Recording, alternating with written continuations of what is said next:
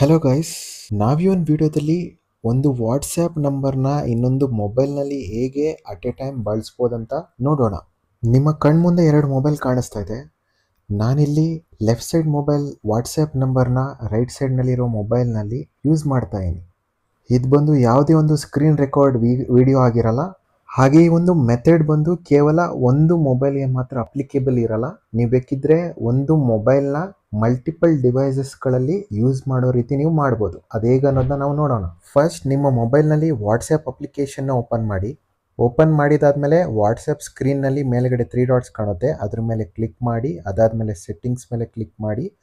ಅದಾದಮೇಲೆ ಪ್ರೊಫೈಲ್ ಕೆಳಗಡೆ ಈ ರೀತಿ ಒಂದು ಪ್ಲಸ್ ಐಕಾನ್ ಕಾಣಿಸ್ತಾ ಇರುತ್ತೆ, ಅದ್ರ ಮೇಲೆ ಕ್ಲಿಕ್ ಮಾಡಿ. ಅದಾದಮೇಲೆ ಕೆಳಗಡೆ ನಿಮಗೆ ಆ್ಯಡ್ ವಾಟ್ಸ್ಆ್ಯಪ್ ಅಕೌಂಟ್ ಅಂತ ಕಾಣುತ್ತೆ, ಅದ್ರ ಮೇಲೆ ಕ್ಲಿಕ್ ಮಾಡಿ. ಅಗ್ರಿ ಆ್ಯಂಡ್ ಕಂಟಿನ್ಯೂ ಮೇಲೆ ಕ್ಲಿಕ್ ಮಾಡಿ. ನೀವೀಗ ಇಲ್ಲಿ ನಿಮ್ಮ ವಾಟ್ಸಪ್ ಮೊಬೈಲ್ ನಂಬರ್ನ ಎಂಟರ್ ಮಾಡಬೇಕಾಗಿಲ್ಲ.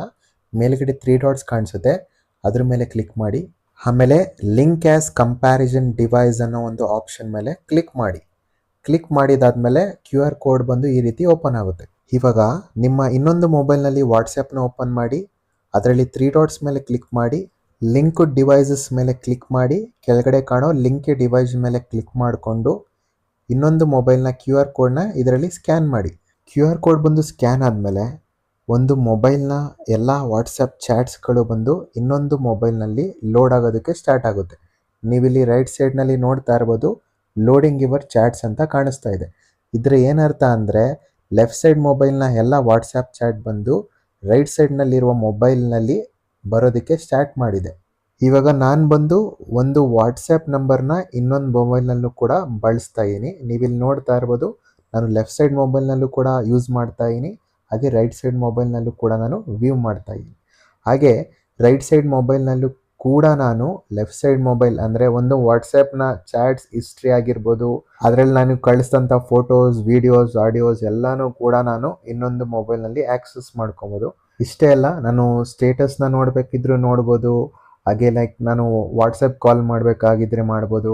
ಹಾಗೆ ನನಗೆ ಯಾವ್ದಾದ್ರು ಗ್ರೂಪ್ನಲ್ಲಿ ಮೆಸೇಜ್ ಬಂದರೆ ಅದನ್ನು ಕೂಡ ನಾನು ನೋಡ್ಬೋದು. ಹೇಗೆ ನಾನು ಒರಿಜಿನಲ್ ವಾಟ್ಸಪ್ನಲ್ಲಿ ಫಂಕ್ಷನಾಲಿಟೀಸ್ನೆಲ್ಲ ಯೂಸ್ ಮಾಡ್ಕೊತಾ ಇದ್ನೋ ಅದೇ ರೀತಿ ಇನ್ನೊಂದು ಮೊಬೈಲ್ನಲ್ಲೂ ಕೂಡ ನಾನು ಅವೆಲ್ಲ ಫಂಕ್ಷನಾಲಿಟಿನ ಯೂಸ್ ಮಾಡ್ಬೋದು. ಹಾಗೆ ನಿಮ್ಗೇನಾದರೂ ಲಾಗಿನ್ ಮಾಡ್ಕೊಂಡಿರೋ ಅಕೌಂಟ್ನ ಲಾಗೌಟ್ ಮಾಡಬೇಕಂದ್ರೆ 3 ಡಾಟ್ಸ್ ಮೇಲೆ ಕ್ಲಿಕ್ ಮಾಡಿಕೊಂಡು ಸ್ವಿಚ್ ಅಕೌಂಟ್ ಮೇಲೆ ಕ್ಲಿಕ್ ಮಾಡಿ ನಿಮ್ಮ ಮೊಬೈಲ್ ಪಾಸ್ವರ್ಡ್ನ ಎಂಟರ್ ಮಾಡಿ. ಎಂಟರ್ ಮಾಡಿದಾದ್ಮೇಲೆ ಮುಂಚೆ ಯಾವೊಂದು ವಾಟ್ಸಪ್ ಅಕೌಂಟ್ನ ಬಳಸ್ತಾ ಇದ್ರೋ ಆ ಒಂದು ಅಕೌಂಟ್ ಬಂದು ಓಪನ್ ಆಗುತ್ತೆ. ಹಾಗೆ ಮತ್ತೆ ನೀವು ಮುಂಚೆ ಯೂಸ್ ಮಾಡಿದಂಥ ವಾಟ್ಸಪ್ಗೆ ಲಾಗಿನ್ ಮಾಡಬೇಕಾಗಿದ್ರೆ ಮತ್ತೆ ಸ್ವಿಚ್ ಅಕೌಂಟ್ ಮೇಲೆ ಕ್ಲಿಕ್ ಮಾಡಿ.